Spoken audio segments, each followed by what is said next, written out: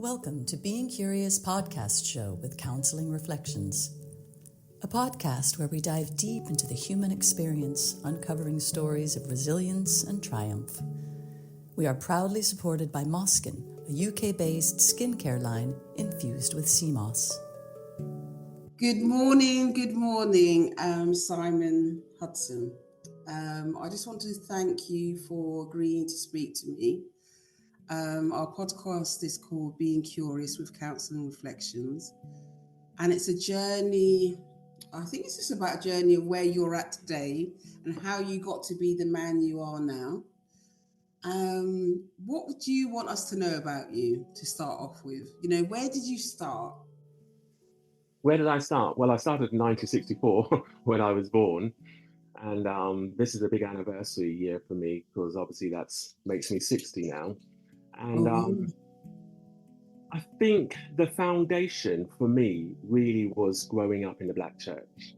The Black church really did give me a sense of being, a sense of perspective, because I was typical, as many people say, the only white person in my class, the only white person in my year, the only white person in my school. And although that was the natural world that I inhabited, it was an artificial world because I was somewhere different. And the reason why I mentioned the Black church is because it provided a family. It provided a heritage.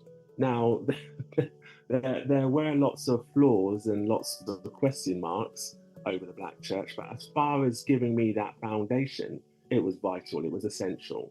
It's really interesting. So I want to kind of pull you back a bit because I think there's lots there to explore. So when you say the Black church, where were you located and what was it about the Black church? Because there are many churches and many voices, and I'm just curious as to what drew your family, what drew you to this particular space. I'm glad you mentioned that there are many voices and many types of the Black church, because that's one of the big issues that I wanted to address in my book, History Through the Black Experience, that Black isn't a one-size-fits-all. It's not a monolith. It's not we all belong to the same community. It's a pluralistic community where there are communities in the plural. But back to the church. It was the New Testament Church of God in Southampton, and at that time, it was the largest Black-led denomination in the country. And we used to have these enormous conventions in places such as Birmingham and Leicester de Montfort Hall. And what it provided was a sense of belonging. You really, it wasn't simply about Christianity, it was the Blackness. You sat in these huge auditoriums and it was a sea of Black faces. Now, I shouldn't really talk about Christianity simplistically in terms of being Black, but the Black church did reinforce a sense of belonging, a sense of being, a sense of purpose.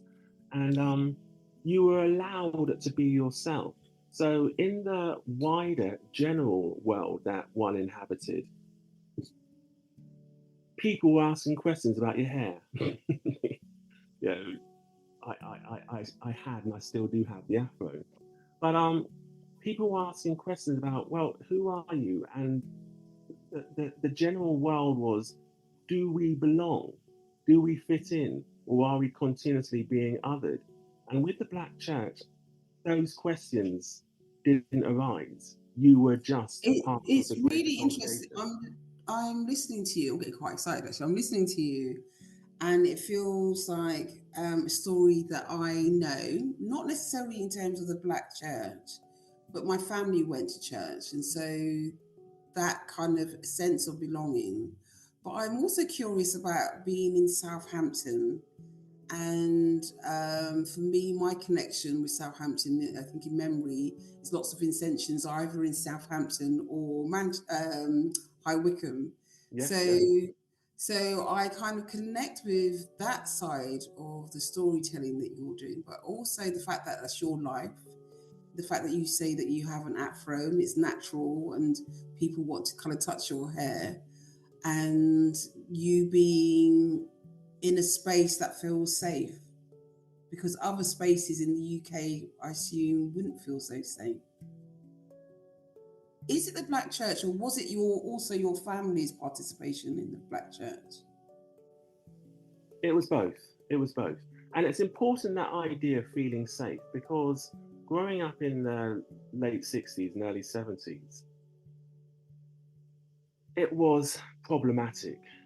Now, a lot of it I would not have been fully conscious of. So the year I was born, 1964, there was a general election which brought Harold Wilson's Labour government into power.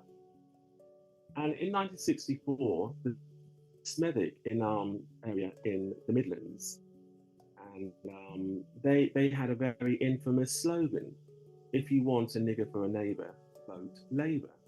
And that was the year I was born. Wow. I have never heard that statement. Yes, it was very infamous.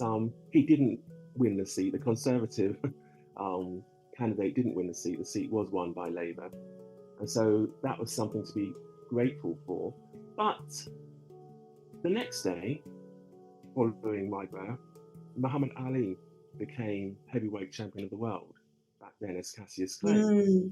Now, this has nothing to do with the stars aligned, but I just put this in because my earliest memory I have that I'm really conscious of is seeing my mother crying when I was 4 years old. And this was 1968, and I sort of mumbled something, trying to figure out why she was crying, and she just said something about, "Oh, they just killed King." Now, that didn't mean much to me, but clearly I was absorbing an awful lot of what was going on. And I was discovering and inhabiting a world that was quite hostile, because that very same year as Dr. King's death, my Enoch Powell gave the Rivers of Blood speech. And clearly around me was, well, you don't really belong. You're a threat, or there are threats. And you had this continuum which was always there. And the Black church provided a safe space, a comfortable place, where I wasn't absorbing the threats. I wasn't absorbing the epithets. And on that level, clearly, I wasn't able to take things on board as a 4 or 5 year old. I was going to ask you that, actually, because walking down the street, I was able to take on board the name calling, which was daily, which was frequent. But there's something quite interesting here, because when you kind of look at the way the body keeps the scores and memories, sometimes we don't hold on to memories because they are really difficult. So trauma, sometimes they're fragmented. And I think you're a rare child, as a 4 or 5 year old, to still be able to have those memories of your own. Whereas sometimes young people might not remember stuff really clearly, kind of below the age of 9. So the fact that you've got very clear memories, were they told to you, or did you embody that and remember that very clearly, those experiences?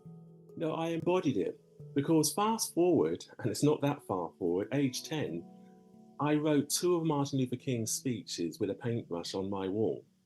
And one of the speeches started with the words, "Our method will be that of persuasion, not coercion. We will say to people, let your conscience be your guide." And that particular speech ended up with the words, "And when the history books are written, they will say there lived a great people, a black people who injected new meaning and dignity into the veins of civilization." Now that may sound weird, but that was a 10-year-old painting. I am absolutely blown over, because I think when I think about me being 10, I was into art, so I was drawing, but I wasn't thinking, I wasn't highly political. What was it about Southampton? What was it about that period in time, those experiences? But then I'm also curious about what was going on at home, because, for your parents, they provided, it sounds like, for the fact that you can write on your walls and have put these speeches on there, and they didn't beat you. They didn't, what was it like to grow up in your space, in your home? Were your parents political? No, but the key word in the question is space. I was in a very unusual space in my family. I have 6 sisters and I had 2 brothers. The 2 brothers, the youngest of the 2 was 8 years older than me, and he left home when he was 16. So there was a space there. The other brother left home when he was 20, well, 18, 19, 20. And again, he's older, so he's 9, 10 years older than me. And so I had this odd space with the male members of the family because they were so much older. But the sisters, the one older than me was 4 years older than me, is 4 years older than me, and the one younger than me was 4 years younger than me. So wow. I was in this space where all the girls naturally gravitated towards each other. And I say naturally, they were all in one bedroom. And the 3 boys, we were all in one bedroom. But the difference with the 3 boys is the 2 eldest had left home by the time I was 10. They'd both left home. And so I grew up in this solo world, and that's what was the formative aspect of my development. The fact that I was in my own world. And that became very, very strange because my parents encouraged me as much as they could. But my mother, she left school when she was 11 or 12, when her mother died, when my maternal grandmother died. And she didn't have a huge amount of education. And I remember asking my dad, what's your favourite book? And he turned around and said, you know what, son? I never read a book in my life. And so they couldn't bring very much to the table apart from encouragement. And it was that encouragement that drove me, because I don't know where it came from, but I remember them buying me Hamlin's History of the World, and I read that through and through and through and through and through. And I was absolutely fascinated. But somehow, and I struggled to identify how and why, I became intrigued by the Black narrative. And the conduit for that was always Martin Luther King. For me, and I don't even know when that connected, and it could be going back to when I was 4 and seeing my mother cry. I started reading very early about the civil rights struggle. What age did you start reading when you say very early? About the civil rights struggle. Well, as I said, I was writing the speeches up on the wall when I was 10. So I'd go back as early as 8.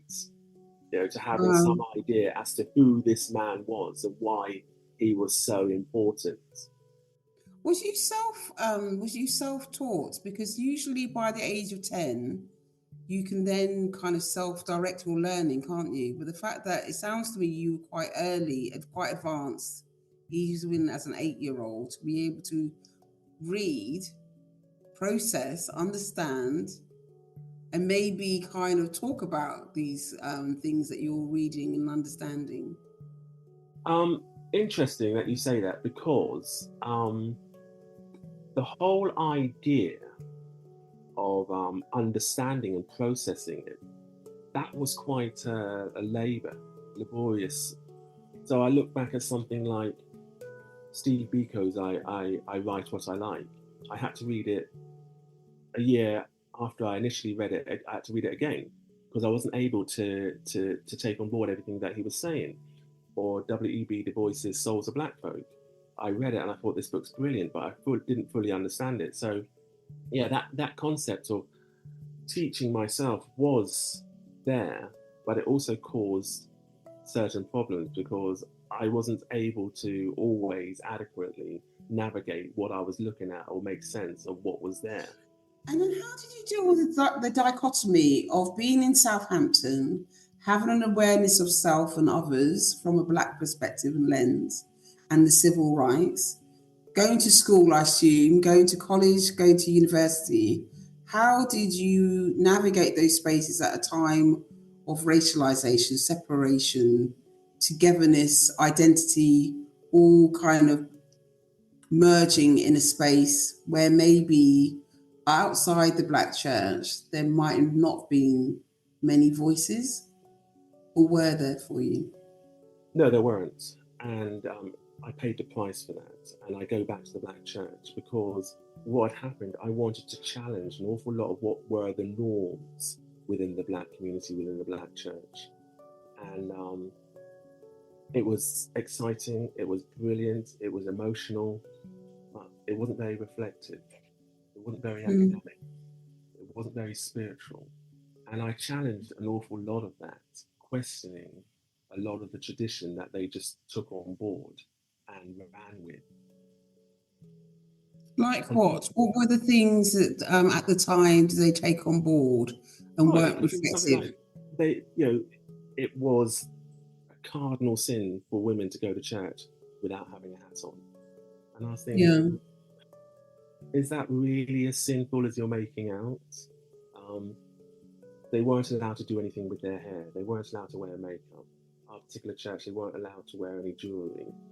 And I would question, why are you putting all this additional weight on people's faith? Let's look at the faith and build the faith and look at it properly. How did that conversation go, Simon? Because I can imagine that once you had an idea and a concept or belief, you weren't going to let people go very easily down something. You would have fought it through. So how do those conversations kind of pan out when you're identifying there are bigger fish to fry? There are things that we need to be thinking about within our faith, and jewelry and way someone might be dressing isn't the thing that we need to kind of die for. It was brutal. To be quite honest, it was absolutely brutal. In what way? The elders in the church thought I was being blasphemous, that I was questioning the central rules, the key tenets. They thought that I was almost mocking things which they held so strongly. And I was in an unusual situation where we had what was called a family training hour, and I was in charge of that particular program that took place every Friday.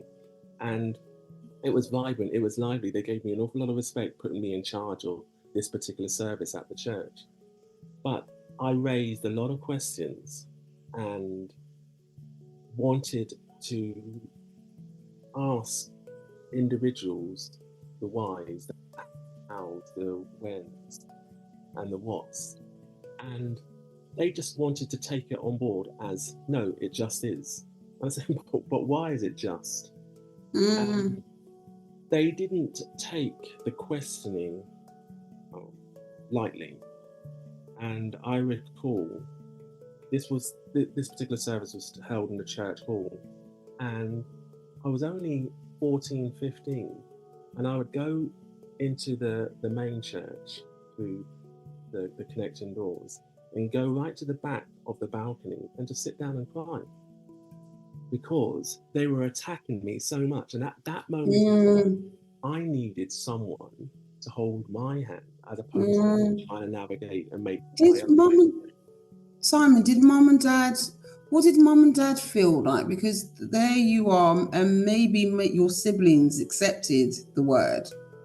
And for you, who was very curious and just needed to understand and learn in your own way and needed someone to answer your questions, how did they understand the things that you were trying to explore?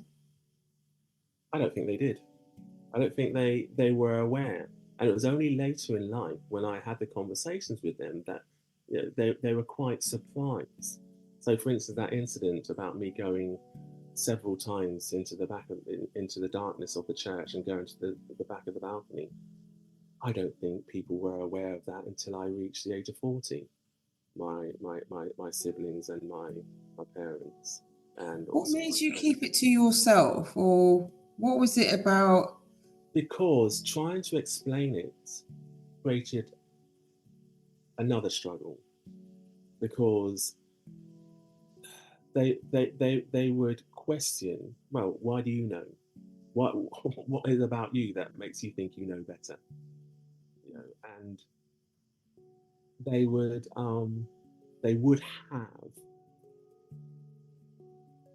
argued another layer of argument that I would have to then get involved in the discussion and defend and defend and defend. So I was just only last month talking to my oldest friend, asking him a question. So, because he's always saying, "Oh, I need to give my heart to the Lord," and I said, "Why?" And all he could come out with was to avoid damnation and hell. And I said, "But where's the beauty? Where's the love? Where's the fellowship? Where's the care? Where's the sharing? Where's the support?" Are you able to say that because during your journey you have found that through your own journey, your own walk, your own sense of having to discover and answer things that maybe others didn't have? Are you able? Was that the way you're able to kind of examine your own faith? So when your friend then says about theirs, or being curious about, I need to give myself to the Lord. Have you, I suppose what I'm trying to say, have you come out of this having lots of years of conversations with yourself? Yeah. The key Does word that make in the sense? sentence is curious. Yeah. I'm curious. I've always asked why, and wanted to make sense of why. And so I stumbled through life. When I sat my O-levels, I failed all my O-levels bar 2. Which ones did you I pass? got history and religious studies. I got grade Bs in both. But in my biology mock exam, I got 98%, the highest in the school, and I still ended up with a grade D. So that just shows how I was stumbling through. And when I went on to sixth form, I got the most amazing support. I know people criticize the education system, and they have a right to have criticized the education system, but for me, it was incredibly supportive. I went on to sixth form, and what really helped me was I played basketball for the staff team in an evening league, and I was the only pupil who played basketball with the staff. So I had this amazing relationship with the staff at sixth form. And the teacher turned around, one of the teachers turned around and said, so after I retook the exams and passed, and so I was at sixth form for 3 years instead of the normal 2 years. So what are you going to do? I said, I could do your job. He said, what do you mean I could teach? And he said, so what do you want to teach? I said, I want to teach history. And so he went away, and at that moment in time, 1982, 83, there was a huge cutback because there was a glut of people studying to become history teachers. He said, oh, there's no room, there's no availability. But what else would you like to teach? I said, oh, religious studies. And he went away. He came back with a form, and I filled out the form, and he posted it off. I didn't even know where I was going. I ended up going to the University of Winchester, King Alfred's College, which fortunately was only up the road. And I got into King Alfred's College, and but there was a proviso that I needed to take additional lessons in English because I had filled in the form so badly. But yeah, that's just an example of how I was sort of stumbling my way through rather than having a clear plan how I wanted. I'm listening to you. It feels like I'm listening to myself not in terms of a spiritual journey, but just in terms of being the first person in my family to do a degree, and mine was art degree. So I went to Farnham and did my degree, and I was going to go to Winchester because it was very good for textiles, I think, at the time. Yes. So, and that stumbling and having to retake and the resilience, but also maybe not having people around you who could sit you down and do study skills or identify what support you needed to get to where you needed to get to. But unfortunately, like myself, I that's why I identify. It was the teachers. I remember going to a teacher saying, "Oh, I want to do a degree," and they said, "Why not?" Okay, and I was thinking, "Oh, okay, I'll go then."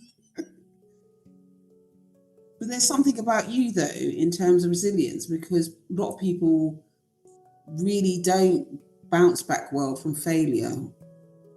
So how did you get yourself there? And how did you stay there once you got onto the course? Because it wasn't failure. It was just part of the journey. And did you know that though? What then? Did you know that was the journey? Yes, I knew why I had failed my O-levels. Not because I wasn't able, it's because I didn't fit in to what was the established norm. And that happened to an awful lot of pupils, peers, my black peers. There's a saying, if a child is to progress as they proceed through school, it becomes critical for them to possess or at least be orientated towards the elaborated code. Basil Bernstein. Now, Basil Bernstein, in saying that, he was saying there's a particular way of talking, of operating, of writing, of answering questions.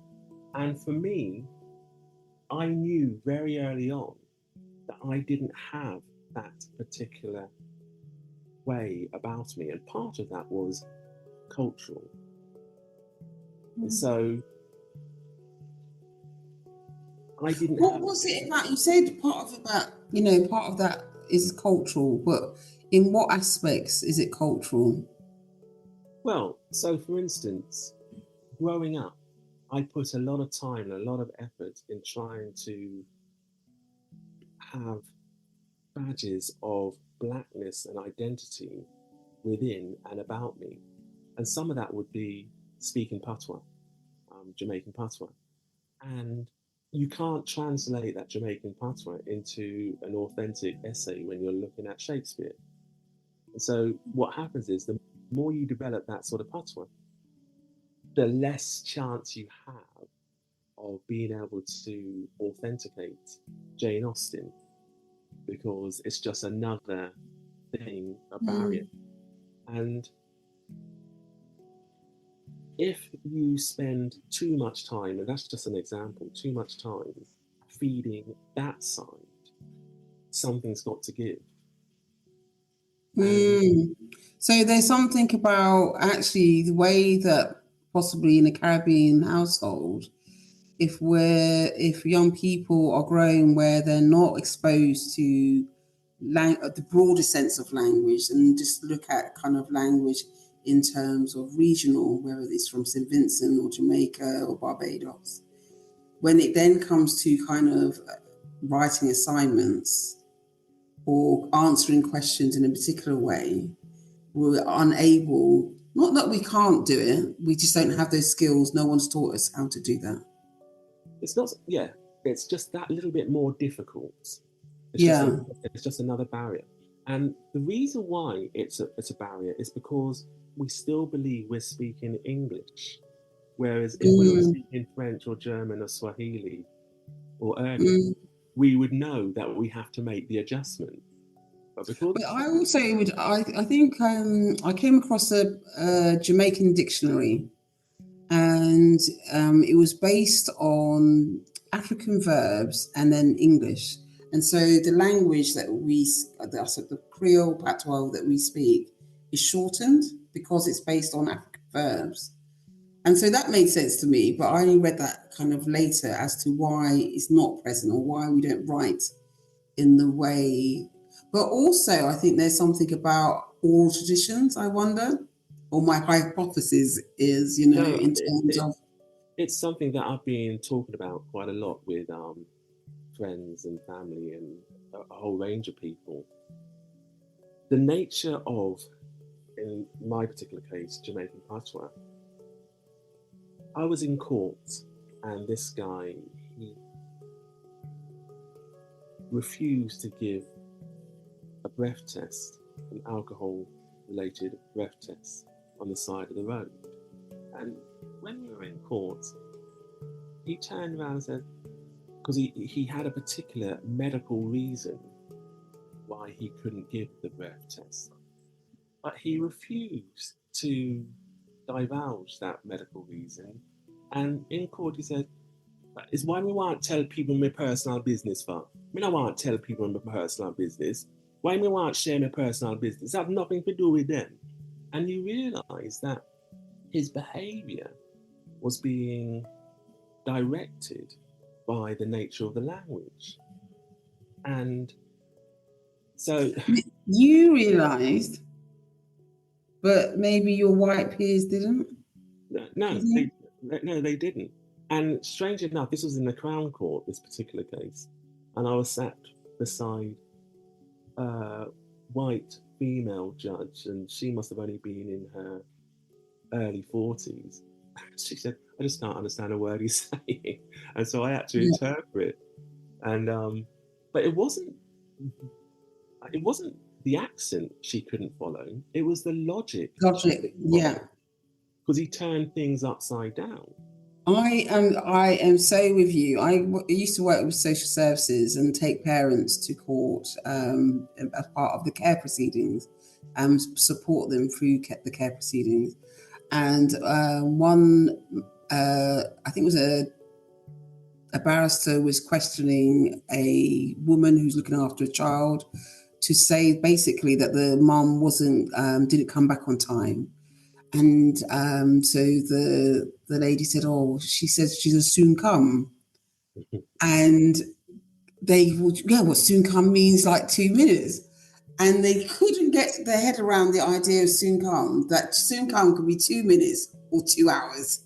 And that it was a rational, normal thing to kind of have in our thinking as Caribbean people.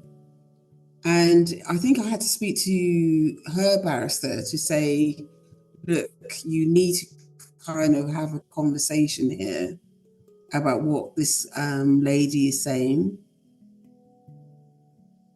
Why did you become a magistrate? I know I've skipped a bit and I want to kind of go back.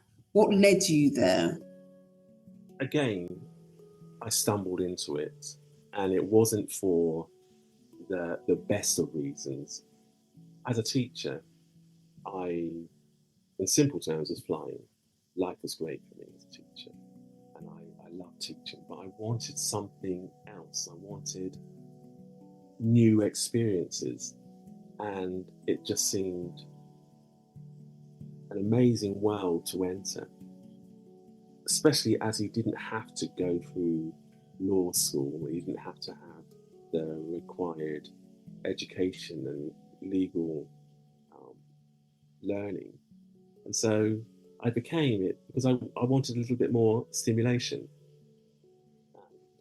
to enter this world, to see how things were operating and how I could fit in, and if possible, could I make a difference, a positive difference. And this was I became a magistrate in 2004, so I've been a magistrate now for 20 years.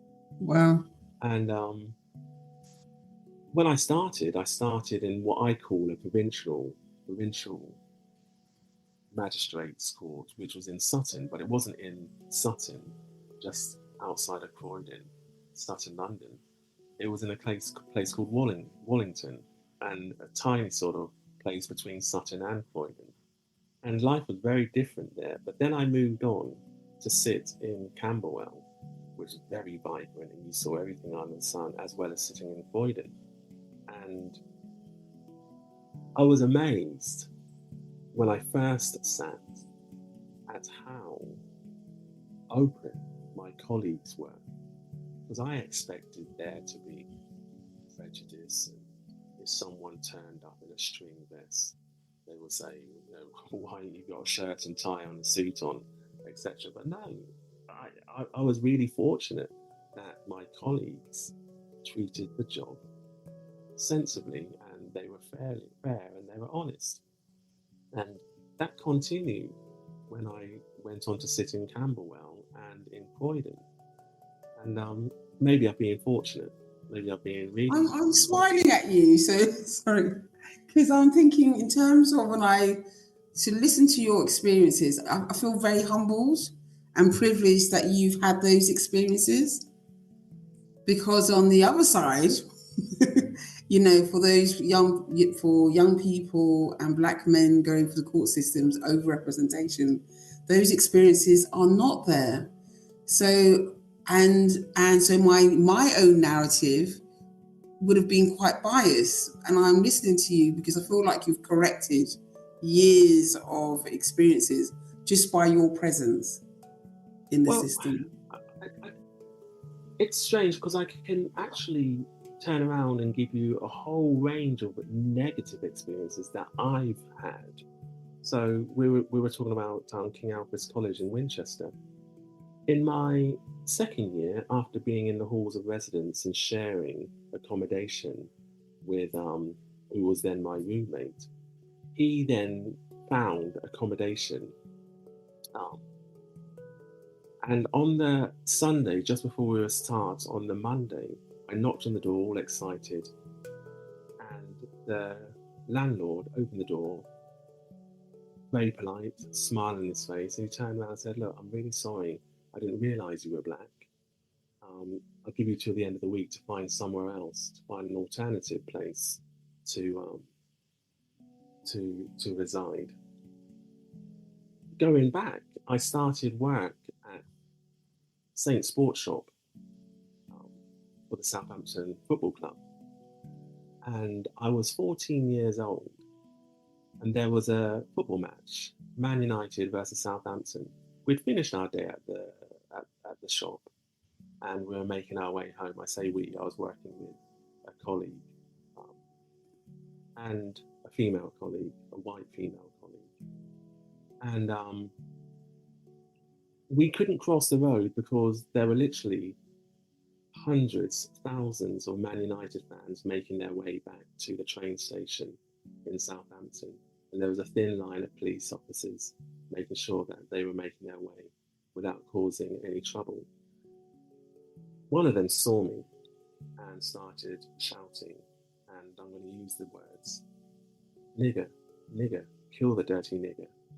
And this charge was taken up by 10, then by 100, and by several hundred as they marched by for the next 10 minutes, and I just had to stand there. Bearing in mind I was 14, and bearing in mind it's in the 70s, and football hooliganism was life, and you also had the National Front. And so, although I talk about things like I landed on my feet, I was fortunate, I was lucky, I had all this support, I can go on and on and on and on. It's interesting, isn't it, in terms of I think listening to you, and I'm also listening to you through my own experience and listening to you through my clients and people who I supervise in practice. And in the context of where we are now at this moment in time, where we've kind of had to experience a lot in the last few weeks, again, when you get to kind of think that things have been resolved. But also the fortitude, you didn't crumble, because we have a disproportionate, people of colour, particularly Black men, have a disproportionate experience in the mental health system, in the penal system, in terms of graduates leaving university and going after opportunities. And mental health is one of the most precious gifts that we all have, yet is tested in terms of some of your journey that you're talking about, or my journey, or other people's journey. How did you recover from that? How did you make sense of that? Who did you lean on to kind of get support? I didn't. I didn't lean on anyone immediate to me because, as I said, I was in a space. I was very much alone. Although I was surrounded by lots of people. So it was reading Martin Luther King's books. It was reading Malcolm X's biography. And so my older brother may not have fully appreciated it. I don't think he was aware. But I remember visiting his place and picking up Huey P. Newton's book, Revolutionary Suicide. Although I disagreed with a lot of what Huey P. Newton of the Black Panthers had to say, I found it fascinating. He also had a book by George Jackson and all of George Jackson's letters with Jonathan Jackson, the Soledad brothers. And again, I think he was totally unaware that I had literally stolen those books. I still have them. He was unaware of giving me some access to that, and I found out that I was entering a world of protest, of revolutionary thought. And when I discovered Black theology, it started off with liberation theology, and then it went on to Cone's Black theology, and I landed on Alan Bosak's Black Power and Black theology. And all of this sort of gave me something that I could work with. But it wasn't simply a Black thing. I found George Orwell's 1984 the most compelling book. It was just absolutely brilliant.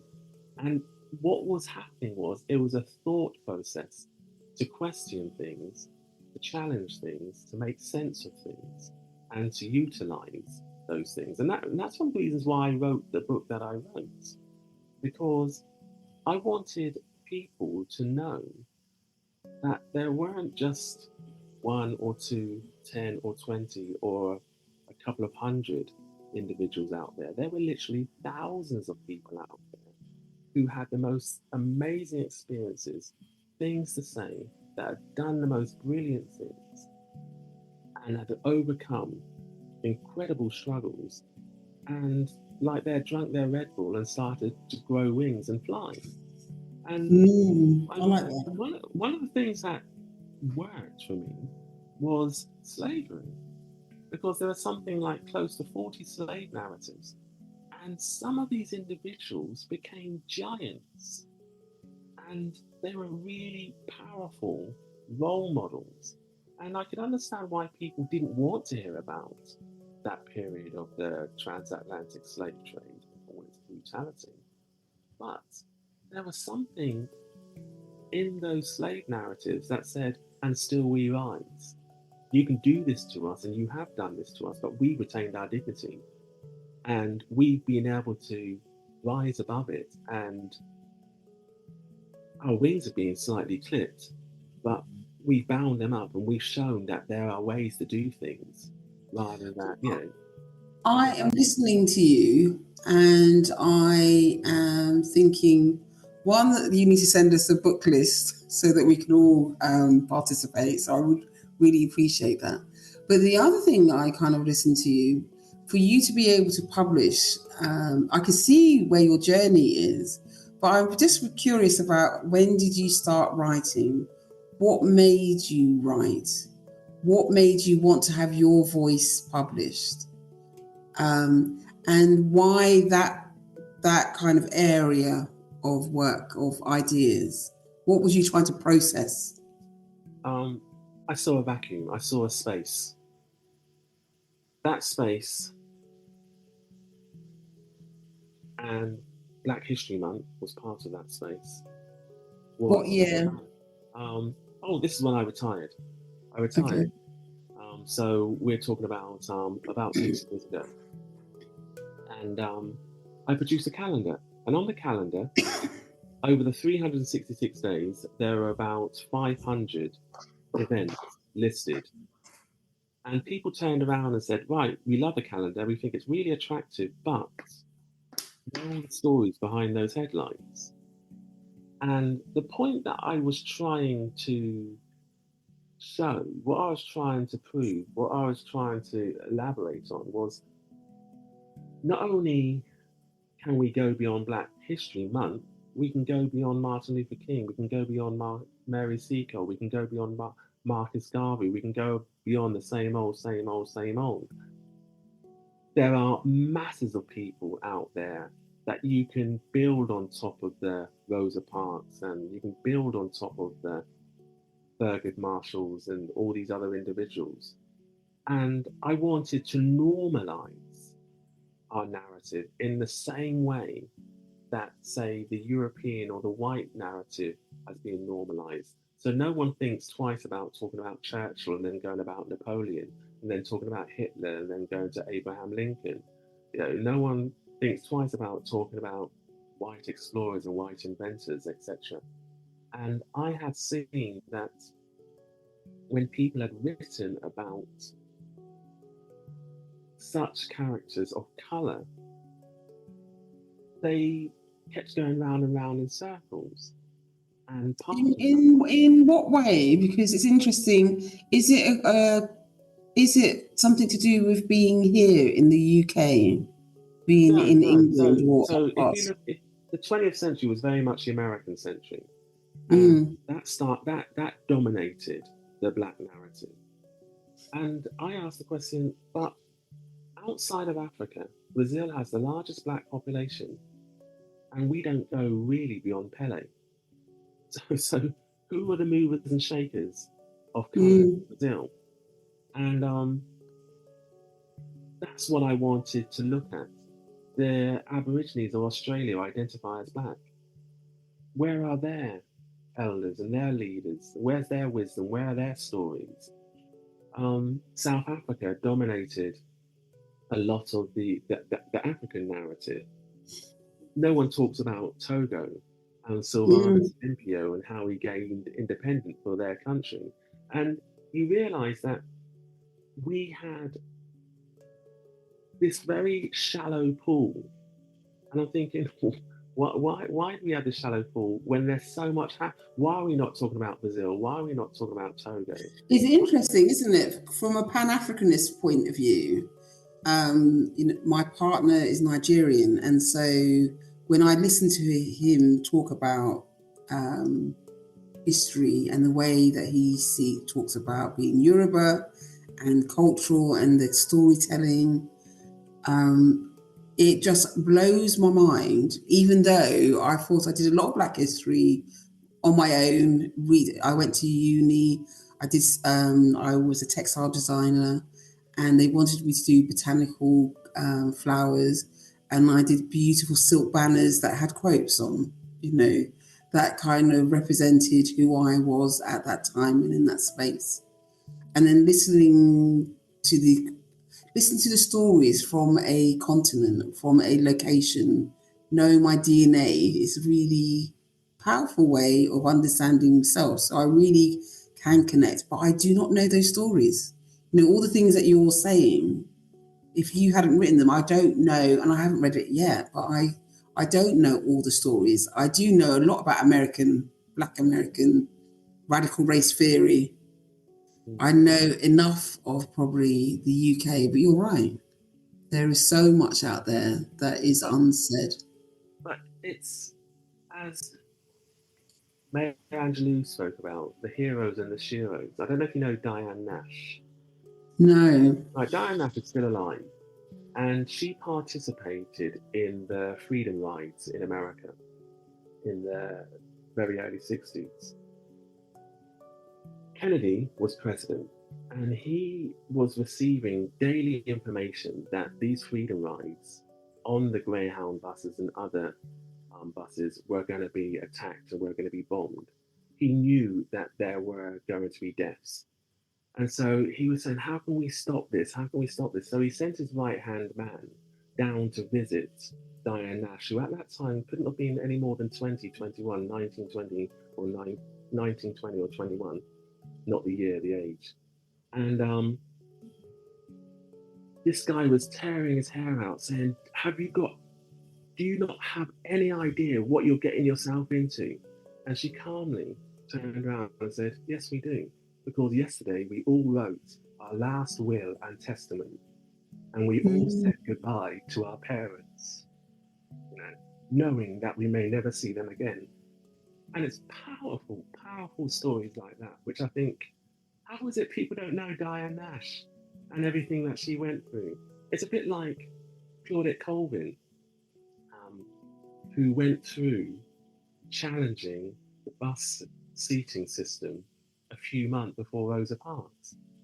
And her name eludes me at the moment. But a year before her was another woman who, through the NAACP and Thurgood Marshall, took it all the way to the Supreme Court before Rosa Parks did.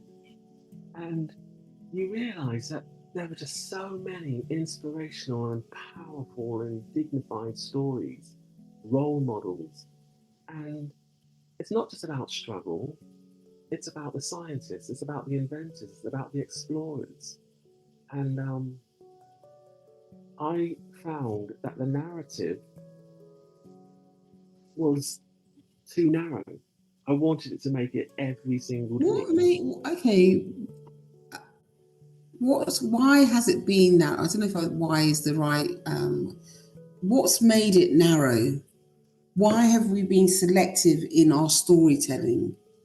What stopped our parents or other peoples in the community providing a wider story? And there was, because I went to some of them, especially in my 20s and 30s, did a lot.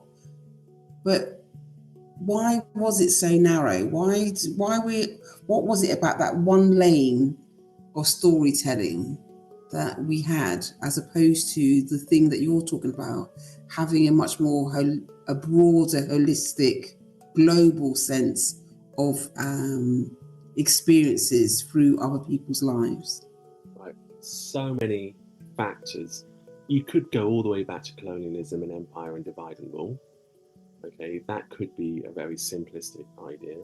You could look at the education system, which, and I think it's only fair, in this country is dominated by the British experience, and there was only a limited amount of room for other cultures and countries to be looked at. And people always saying, oh yeah, but we need to learn more about Black history. Well, I think the Indian community could turn around and say, well, there's not much going on in schools about the Indian community, and the Chinese could do the same about the Chinese community. So it's only natural that you've got a limited amount of space and time to address the history. Then you've got the socioeconomic issue, where if you as a people are overrepresented in the poorer socioeconomic groups, and you're holding down 2 jobs or 3 jobs and you're new to a country, you don't really have the luxury of time to not only take on board the given educational structure, but to then broaden out. Then you have this idea of being Black, which is almost like trying to herd cats, because being Black is such a difficult construct. I don't think it's an artificial construct, but it's a difficult construct, because what is a Black person in Eritrea, what have they got in common or familiar with say someone from St. Vincent? What has an Aborigine in Australia got in common with say someone from Côte d'Ivoire, the Ivory Coast? And you realise that it's very difficult to either herd those cats or to pinpoint what is relevant for everyone. Because the 20th century was the American century, it was a lot easier for them to do that. And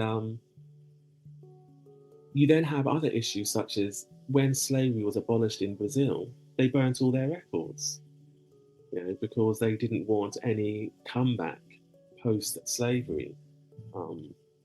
And so there are so many reasons why we've struggled and we've been unable to create a natural, broader narrative, because natural isn't very easy. Because if you look at other communities, we only dip into, say, a little bit here and a little bit there in France, a little bit here, a little bit there in Germany, etc. And so that's natural. We're trying to do something that's unnatural to try and fix a gap, a space, fill a space, or a problem that has been created, because we want to see people like us, to know people like us, to have role models. We want to fill in the gaps, because why is it that the king of the jungle was Tarzan? Why didn't we know about other heroes? So how do we, just moving it today to present, I'm just thinking, we have young people, we have, mothers who have, whose children have dual heritage. We have lots of people who are interested. Where do we start then? How do we fix the wrongs of all that has been written about us? Where would you invite us to start, to learn, to kind of absorb and think about these things? Because these are our problems, and I understand what the problems are, and I think most people do, but we don't often know where to go. So yesterday I was in the British Library, and the section, given the big space it is, the section on Africa and Asia is really quite small, but it's a nice space to kind of be in. So where do we go and get this information? And so that we can sit down and start to re-educate ourselves. To be quite honest, I think it's quite simple. And this is not a sales pitch, and I'm not being arrogant, but I literally believe it's my books, History for the Black Experience. And why I believe it's my books is because there are over 2,000 entries. And every single day you're invited to read about 1, 2, 3, 4, sometimes 5 entries about what happened on that day. One day, in that single day, you might be reading about something that happened in Africa, something that happened in Britain, and something that happened in Australia. On that same day, you might be reading about an inventor, you might be reading about a writer, you might be reading about a performer. And so what I wanted to do was normalize everything and say, hello, we're there. We're there on the field of play and sports. We're there in the films, on TV. We're there as engineers. We're there as scientists. We're there as explorers. We're there as politicians. We're there as writers. The list just goes on and on and on. And I didn't want it to be exceptions to the rule, because when you look at, say, British literature, you quite comfortably go from Shakespeare to Dickens to Austen, and you don't think, oh, but they're the exceptions to the rule. There just happen to be 3. There aren't any more. I wanted to show that there are hundreds of Black authors, award-winning authors of note that have been around for the past 200-300 years from all around the world. It's the normalization of things. And it's interesting, isn't it? Because I think we should get your book. And also, is it on audio? Because I prefer to kind of... Unfortunately, no, it's not on audio. Maybe that's something you could do. But there's something about just the misinformation. Victors write their stories, and so I understand that. But I suppose the lack of information or transparency around what other people do.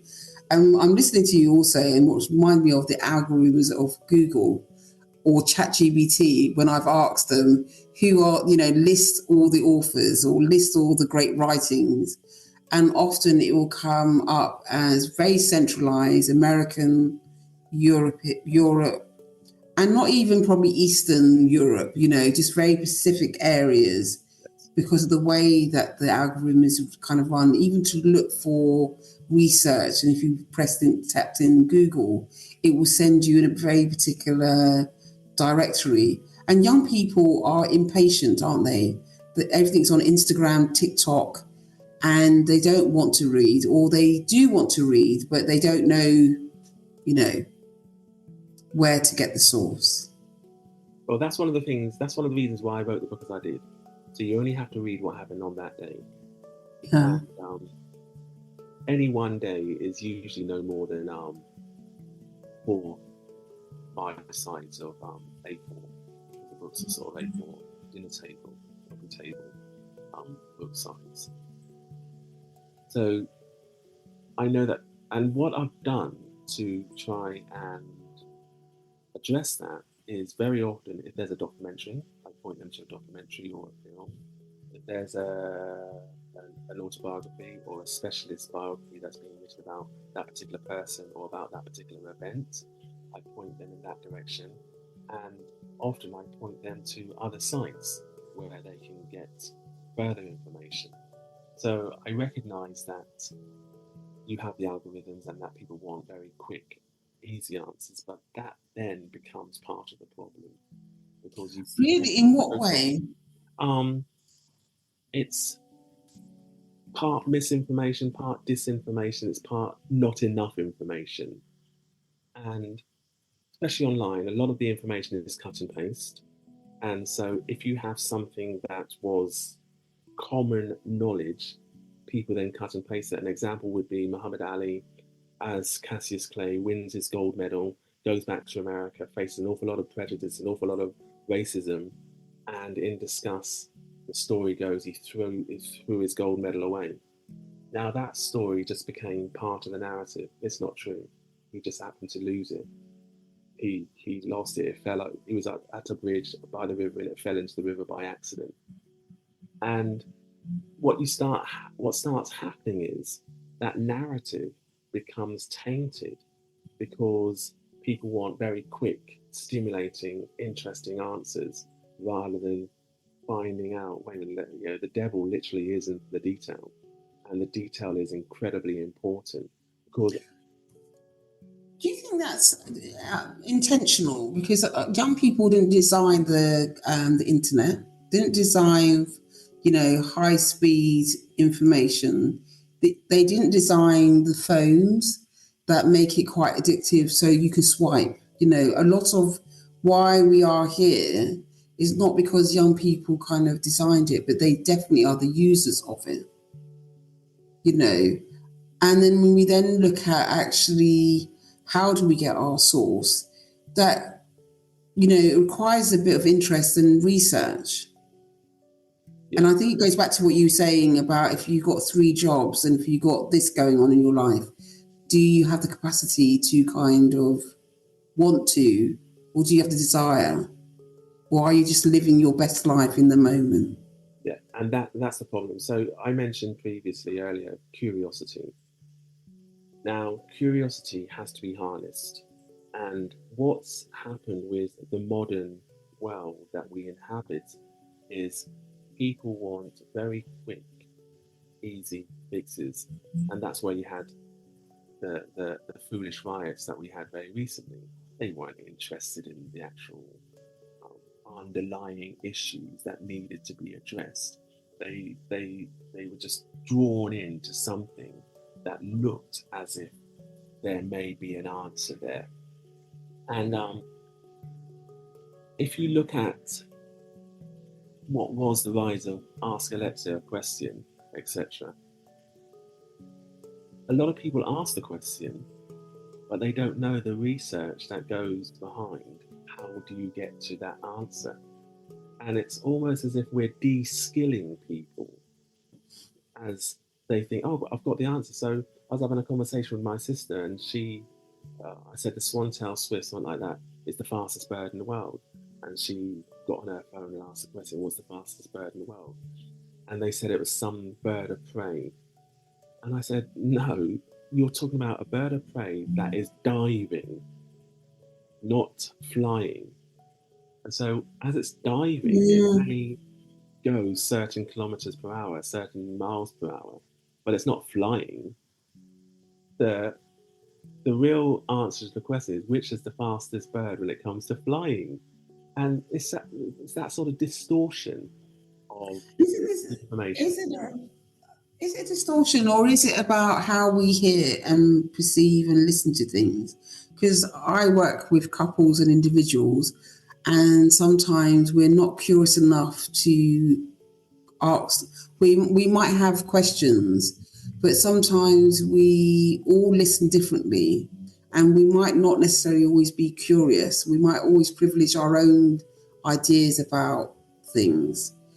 And so there's something about being able to kind of think and be critically kind of analysing your thinking. But you was a questioning child. So I wonder if that over the years of practice, whether it was through the questions that you had in your church, whether it's through your studies in terms of being at university, were you just naturally that person? I definitely believe you can be taught this, but I don't always think that we kind of really want the answers to the truth. No, we want answers that make us feel good. We want answers that reflect our personal narrative. The area I always go back to is music. I love music. I'm still buying every week about 10 vinyl and CDs. It's ridiculous. My partner says, look, one in, one out. But unfortunately, 10 in and none out. And growing up as part of my Black community, we grew up with, say, gospel music, soul music, reggae music, etc. And the vast majority of my friends never moved beyond that, because that's what they grew up with. I wanted to listen to the blues. Who is Ma Rainey? Who is Bessie Smith? I wanted to listen to jazz, to discover John Coltrane, Miles Davis, Duke Ellington. But then I also wanted to discover Bob Dylan, know more about the Beatles, know more about the Stones. I found myself just loving this huge sea of music, some of which I liked, some of which I didn't like. But I tried to listen to it to find out why it worked for some and why it didn't work.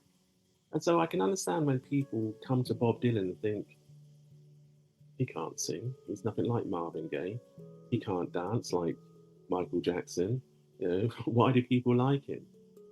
And very often you've got to learn how to listen to these things and to face them and to enjoy them and get the most out of them. And to a certain extent, the same with classical music. But most people stick with that genre that they grew up with, and they very rarely move beyond that. And that makes sense, doesn't it? Because actually it's okay to feel safe and it's okay to kind of enjoy what you enjoy. But there's something special about enjoying lots of other things. It's okay to have rice and peas, but I actually like sushi or fish and chips or macaroni cheese or Italian. And I think there is something. I wonder, there is something about being curious that if you have those spaces that you had, maybe you don't feel trapped in the world that is quite small and limiting because you're free in the space. The fact that you were in church and you went to the back in the womb of the church to kind of cry. Maybe that was one of the good things that you were able to have, because actually then, your thinking has been different. Your thinking has allowed you to invite you to other spaces. I know you know who you are, but it sounds like because you know who you are and your identity and where you're going, it makes it easier to then be open to other people, other ideas. The one point in concluding with what you were just saying is, I know who I am. Because when we began, it was clear that we're all evolving. And who, what, and why am I is a constant question, and very often it's natural, because being a black male has always been an important question. What it means to be a black male, to be a male with a lot that's happening out there, is a question. But as you get older,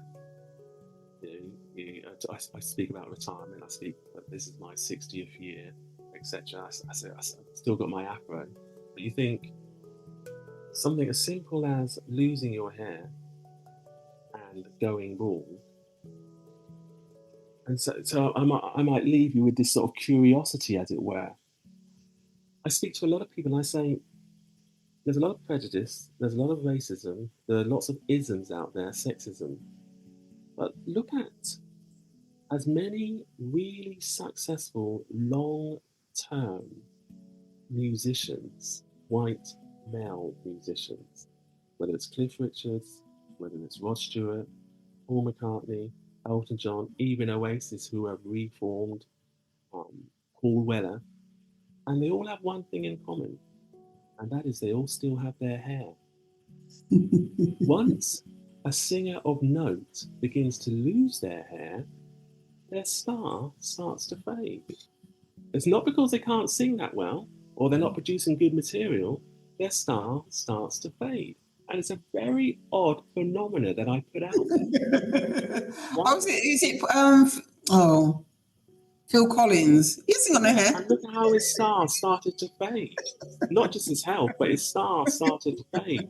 It's very, very difficult to find an artist who has been able to continue, white artists, once their hair starts. So Elton John had to obviously have hair implants, etc. But it's no accident that those individuals that have remained successful and in the public eye, even someone like Jules Holland, they still have their hair. Very, very, very few. Do you know what? I wonder if that's a question to be asked on another show, but that's something to kind of think about. Simon, what do you want us to know about you? How to find you? What do you want to leave us with? Okay, obviously the books, History Through the Black Experience. You can get them from Promoting Our Heritage books.co.uk. That's POHBOOKS.co.uk. You can also get them. I've got a Facebook site which you might be interested in, which is called History Through the Black Experience, where each day I post just three. I have 3 posts, food for thoughts, to share, get people to care, to get people to reflect on, regarding a whole range of issues with regards to the Black experience. The hardbacks, you can get them online in Waterstones, but that will cost you £36 each, or you can get them directly from me from pobooks.co.uk, POHBOOKS.co.uk. And on that site, you could even get to me directly, because as I said, the books cost £36 each, but I sell them, including postage and package, for £20 each, because they're my books. I don't have to have the middle person operating there. But it's really about our stories becoming normalized, becoming everyday, and people understanding the importance of being seen, being heard, being understood, being recognized, and being part of the narrative. And that's all I wanted to do. Simon, thank you very much for being curious with me today, and thank you for sharing your experience, your writing, your wisdom, your story. I'm deeply appreciative of the fact that actually you did go to church and you had those experiences, those early experiences. I'm deeply appreciative of the fact that you had a big family, but you had space to be able to kind of think about things. And the fact as a 4-year-old, you was able to witness your mum's own experience against racism. And at 14, experience really outrageous behaviours from those who should know better, being that they were adults. But I also, because of that, I think we are really privileged today on our show to kind of listen to you. And you're going to make me think about lots and lots of things. So I definitely would like to kind of get your books as well. But also to all the names that you raised. So I really would appreciate, if there's a kind of book list, for us to go and start our own journey. That would be appreciative as well. Thank you very much for being curious and just really helping us to grow. Thank you. Can I just say thank you very much for inviting me along, for listening, for putting up with me talking. And as for the book list, all of the characters that I mentioned, whether it's the Harlem Renaissance writers, they're all in the book. As I said, there are over 2,000 entries. Oh my gosh, so definitely we should be all getting the book as well. Thank you. Thank you very much. Right.